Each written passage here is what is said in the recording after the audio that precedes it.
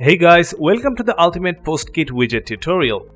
In today's video, we'll talk about the customizations of the iconic slider widget.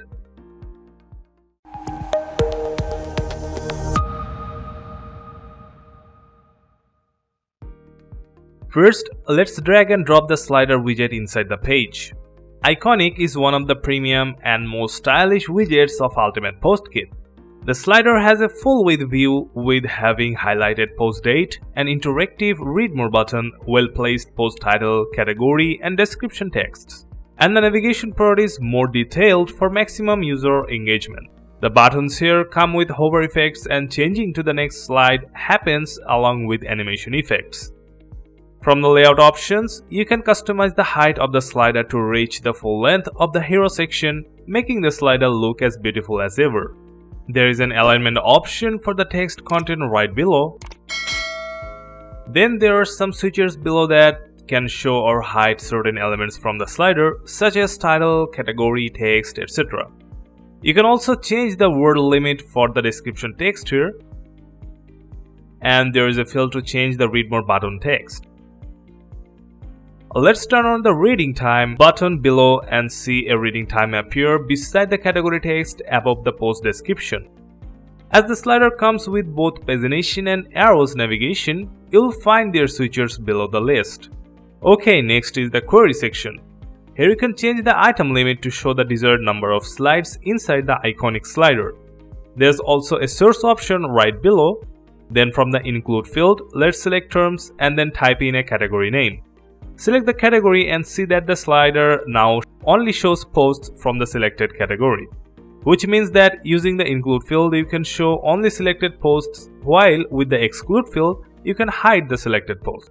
There are some sorting options below for further post arrangements. Next is the slider settings section. Here you'll find animation options for the slider, including autoplay, speed, loop, grab cursor, etc. We're turning off the autoplay for now. Alright, let's move into the style tab to customize the appearance of the slider. The first section called slider lets you select an overlay option and then customize the overlay properties. For instance, let's select background and then select gradient. Now you can just customize the colors, adjust color locations and angle to set a fine gradient over the background. The next section is top content, where you can change the width of the content area and expand the title text placement. Do the adjustments until it fits your preferences. Also, there are padding and margin options available. Below, you get colors and other options for both the title and the date. As we are working on the title here, let's customize the typography option to change the font style for the slider.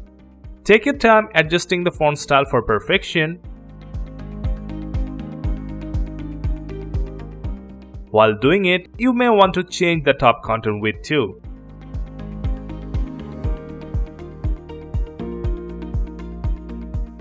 Then go into the date subsection. Here, let's select gradient background and customize the colors for it. You can also modify the border radius of the background part, which is half stack outside the screen. This shape looks nice though. Now go into the button content section. Here you can change the margin to bring the whole button and the description part closer to the middle of the slider. Below, text subsection is selected by default. Let's change the text color first, then customize the typography a bit. Then go to the category subsection and select gradient for the background type. Edit the colors so that it resembles the date background on the top. Remove the border by selecting none. Then customize the border radius just like before to apply that unique look. Also use some padding to adjust the area of the category text. Now move to the button subsection, which lets you customize the read more button.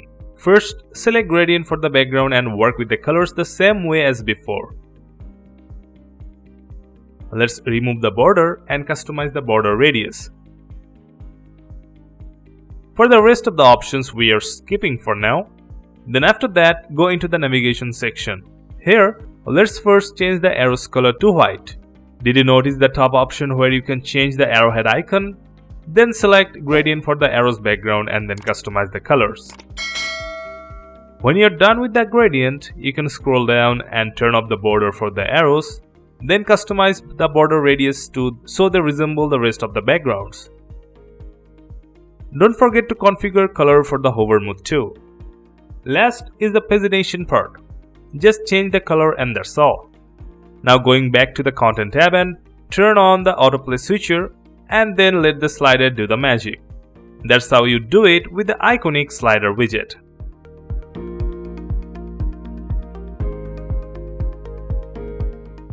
That's all for now. Hope this video helped. Please like, share and subscribe to this channel to get updates on new tutorials and tips. Until then, stay safe and see you next time.